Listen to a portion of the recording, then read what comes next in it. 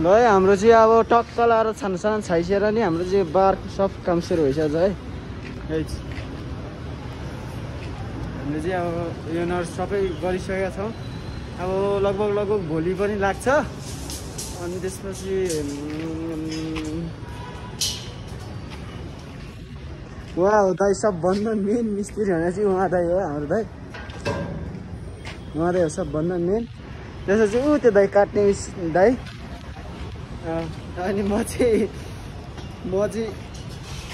के भन्नु म लेबर साला